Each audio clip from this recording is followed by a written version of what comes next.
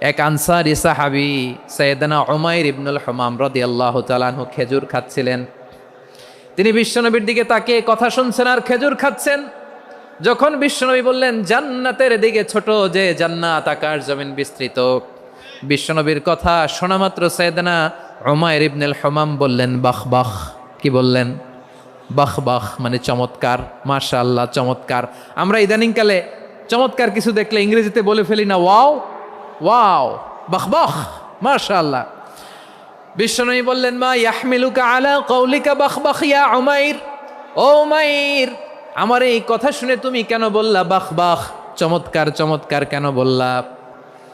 সাইয়েদনা উমাইর ইবনে হুমাম রাদিয়াল্লাহু তাআলা আনহু বললেন ইয়া রাসূলুল্লাহ, আপনার এই কথা শুনে আমি বড্ড খুশি হয়েছি, আর আমি প্রত্যাশা করছি আমি যদি ওই জান্নাতের মালিক হতে পারি তাহলে কতই না ভালো হতো। সুবহানাল্লাহ বলেন। বিশ্বনবী বললেন ছোট এই জান্নাতের দিকে যে জান্নাত আকাশ জমিন বিস্তৃত।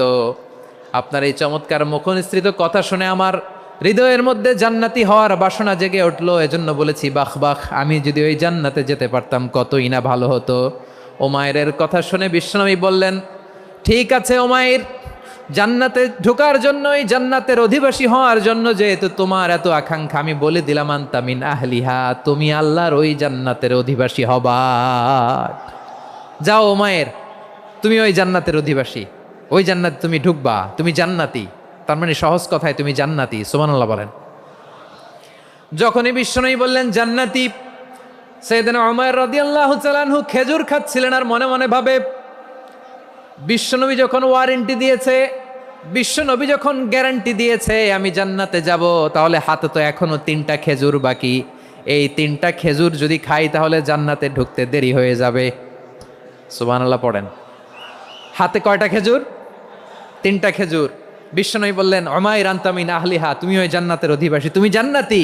উমাইর চিন্তা করলেন আমি জান্নাতি, নবীর মুখ দিয়ে যখন বেরোইছে ওই জান্নাতে তো আমার ঢুকতেই হবে, কিন্তু হাতে 3টা খেজুর খেয়ে যদি জেহাদের ময়দানে যাই তাহলে জান্নাতে যেতে তো দেরি হয়ে যাবে। এই চিন্তা আসা মাত্রই খেজুর 3টাকে তিনি ছুঁড়ে মারলেন, তলোয়ার বের করে আল্লাহু আকবার বলে বদরের ময়দানে ঝাঁপিয়ে পড়লেন। আল্লাহর শত্রুদেরকে কচুকাটা করে এক পর্যায়ে শাহাদাতের সুধা পেয়ে নিজেও জান্নাতি হয়ে গেলেন। পড়েন সুবহানাল্লাহ। আমরা দুনিয়ার বুকে আমরা হয়েছি দুনিয়ার পাগল, ক্ষমতার পাগল, সম্পদের পাগল, খ্যাতির পাগল। বিশ্বনবী তার সাহাবাদেরকে বানিয়েছিলেন জান্নাতের পাগল। পড়েন সুবহানাল্লাহ।